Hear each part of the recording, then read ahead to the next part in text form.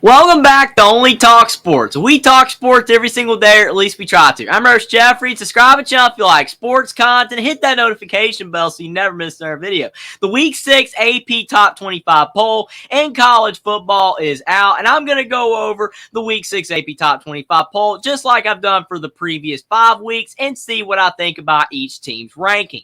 Now, the Georgia Bulldogs are the #1 team still in college football, but it's not by as commanding of a margin as it was before. As you can see, they have 35 first place votes, and a couple weeks ago they were in the 50s with that number, so more voters are starting to pick other teams to be ranked as the #1 team. Georgia has been getting by. They haven't been super dominant, but until they lose or play a bad enough game against an opponent that's not that great, Georgia will still remain the #1 team. Michigan is the #2 team, and they're getting more votes. They're up to 12 votes for first place, and they destroyed Nebraska last week. Now, Nebraska is not a great team, but the Michigan Wolverines still did take care of business and looked a lot better than the Georgia Bulldogs did last week. Michigan plays at Minnesota next week, while Georgia does have a date with Kentucky at home. But for now, again, as long as Georgia keeps winning, Michigan will probably remain at #2. Texas is at #3. They beat Kansas last week, and they have Oklahoma in the Red River rivalry coming up next, as a lot of Texas fans are saying it's hate week, and they cannot wait to hopefully beat their arch rivals in the Sooners. And if they do in dominating fashion, maybe Texas can move up another spot. They're barely behind Michigan for #2 in college football. They have 10 first place votes. The Longhorns have looked solid. They beat a quality opponent in Kansas, and all Texas has to do is keep on winning, and they'll stay in the top 5 for sure with a chance to continue to move up. Ohio State's at #4. They only have 1 first place vote, and they had a bye last week, but that win over Notre Dame was still a quality win. Even though they did not trounce the Fighting Irish, they won on the last play of the game. Still a fantastic resume building win, and I feel like Ohio State deserves to be at #4, but no higher for now. Florida State's at #5. They had a bye last week, just like the Buckeyes. They play Virginia Tech coming up next, which is a much easier opponent than what Ohio State has up next against the Maryland Terrapins at home. Both teams you would think would win, but you just never know, especially with the way Florida State's been playing lately. They've been struggling a bit, but Virginia Tech is not the best opponent in the world, even though they've been playing a bit better. But Florida State, they have 4 first place votes, which is more than Ohio State, but they're still at #5 in college football right now. Penn State's at #6. They were struggling against Northwestern last week at half. They were tied 10-all, but then they blew them out in the second half. Penn State has looked like a good team. They don't have any first place votes. I feel like Penn State is the team right outside the top few teams that most people think could be actually an elite team. I think that there are some flaws that Penn State has on both sides of the ball, but so far they have not been exposed. Their schedule gets tougher down the stretch of the season, but I think for now, being the first team outside the top 5 makes sense for the Nittany Lions. Washington's at #7, and they struggled with Arizona last week. They have a bye coming up next, just like Penn State does, so both these teams are going to stay in their respective spots for now. But Washington, they took care of business. They didn't get punished for it in the rankings, and I think for now, until the Huskies are tested, the #7 spot in college football makes sense. Oregon's at #8. Last week, they destroyed Stanford on the road. They have a bye as well, so Penn State through Oregon, they're all going to stay in the same spots next week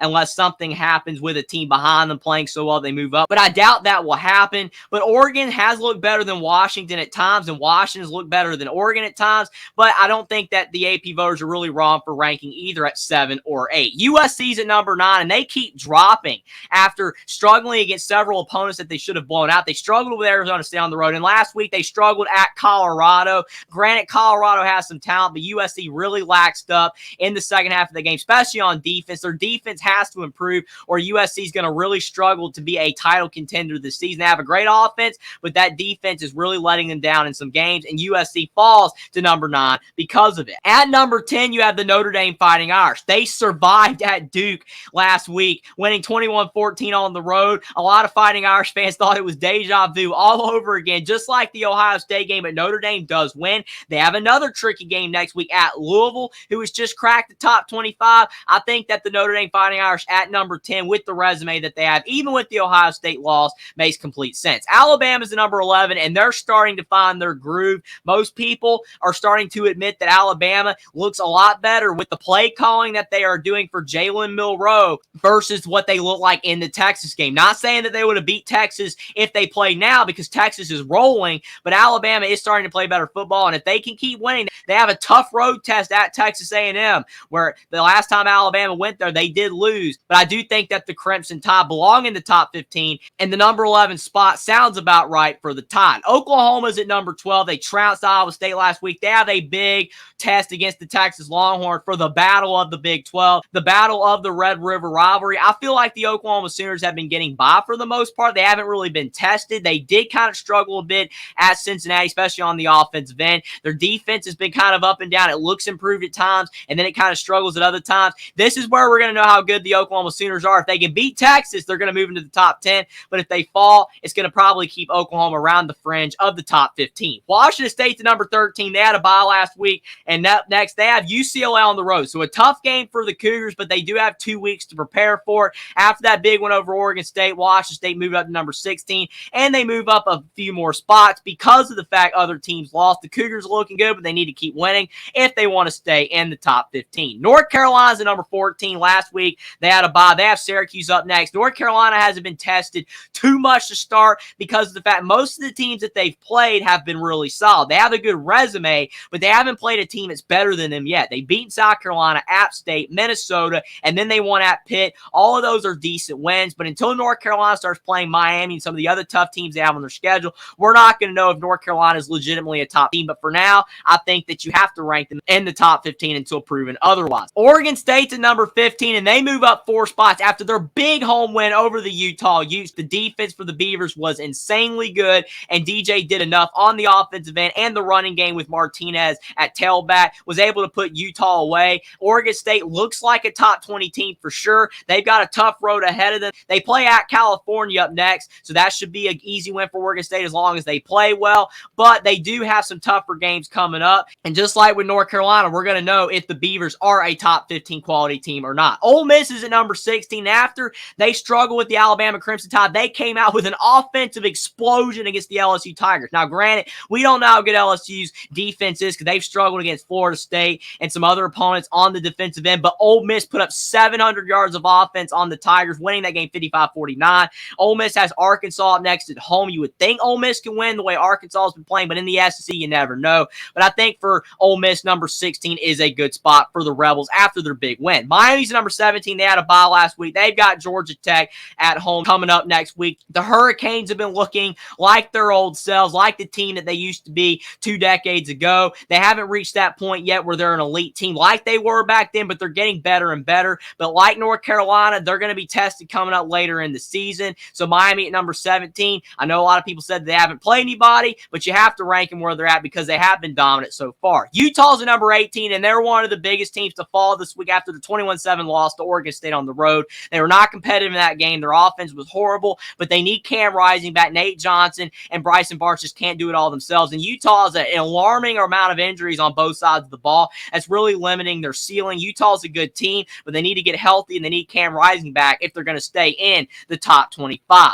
Duke's at number 19, and they only fell 2 spots after their loss to Notre Dame. Duke should have won that game. They had plenty of chances, but they just could not get a stop against Notre Dame on 4th and 16. Sam Hartman running for the first down, and then ultimately Audric Estime running it in. The Duke Blue Devils look like a top 25 team. They play with a lot of heart and hustle, but they do need Riley Leonard back, who got injured on the final play of the game for the Duke Blue Devils. If he is out for a significant amount of time, I could definitely see Duke falling out of the top 25. They do have a bye next week, which should help Riley Leonard hopefully be able to get a little bit healthier, and maybe he'll be able to play later in the season. But Duke, they play with a lot of fight, and they deserve to be in the top 20 for now, but they do need to get healthier. They could fall further in these rankings. Kentucky is at number 20. They beat the Florida Gators last week in dominating fashion at Kroger Field. They're 5-0, and they're looking pretty solid. They do have a tough date at Georgia coming up next week. If Kentucky can win that game, they're going to shoot up these rankings. If they barely lose, you would think they stay in the top 25, but the Wildcats deserve to be in the top 25 for now after that really impressive win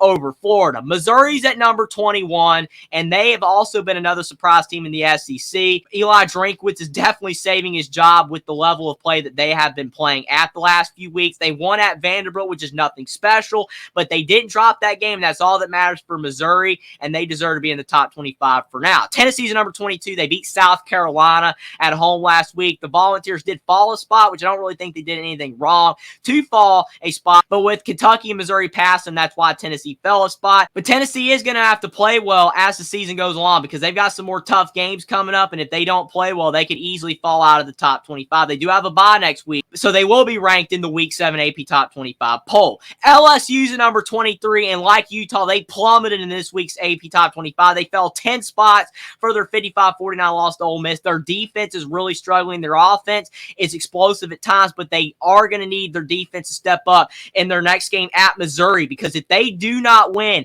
against the Missouri Tigers, they will fall out of the AP Top 25. If Missouri loses a close one, I think they will stay in the top 25, but the Tigers are on the brink of falling to 3-3. Brian Kelly really needs his team to get a quick turnaround this week to be able to go on the road in Columbia, where that home crowd's been explosive this season. That's going to be a really good game, but LSU barely hanging on at number 23 in this week's AP Top 25. Fresno State's number 24. They beat Nevada last week, and they have a sneaky good game at Wyoming next week. Wyoming is one of the better group of 5 teams this season, and Fresno State wants to make the case to be the best group of 5 team this season. They can achieve that and stay in the AP Top 25 if they beat Wyoming next week. And at number 25, you got the Louisville Cardinals with 90 votes in the AP Top 25 poll to barely sneak into that 25th spot after winning at NC State last week 13-10. They got a massive top 25 showdown with Notre Dame at home this week. That's going to be an incredible game. If they lose, they'll fall out of the poll, but if they win, they'll stay in and move up into the top 20 more than likely. But really good job for Jeff Brom with the Louisville Cardinals in his first year there, having Louisville crack the AP Top 25 poll, even if it's just for 1 week. And in the other receiving votes, you got the Maryland Terrapins, who I'm actually a bit surprised didn't make the AP Top 25 poll. Between Louisville and Maryland, it's really close, but the Terps have been more dominating than Louisville, but maybe Louisville's played tougher teams than Maryland, but the Terps do have an argument to be ranked. Kansas State is barely outside the AP Top 25 poll as well, along with Texas A&M, UCLA, Tulane, Air Force, Wisconsin, Clemson, West Virginia, Kansas, James Madison, and Colorado. All those teams have a shot to get back in the AP Top 25, as I say every week, if they can start getting some wins. A lot of those teams have big showdowns coming up this week that could propel them back into the AP Top 25 poll. But it's going to be really interesting, though. College football this season's been crazy. I know it feels like that every year, but this year has a lot of parity, and there doesn't seem to be any dominating teams in college football, so it's going to make for an exciting rest of the season and probably a lot more movement in the AP Top 25 poll in the weeks to come. Let me know what you guys think in the comment section down below about the Week 6 AP Top 25 poll, and which teams you feel like should be ranked higher and which teams you feel like should be ranked lower, and overall how good of a job you think that the AP voters did this week ranking all of these college football teams. Subscribe to the channel if you like sports content. Like this video down below. Follow me on Twitter as well. Link is in the description, and I will see you next time.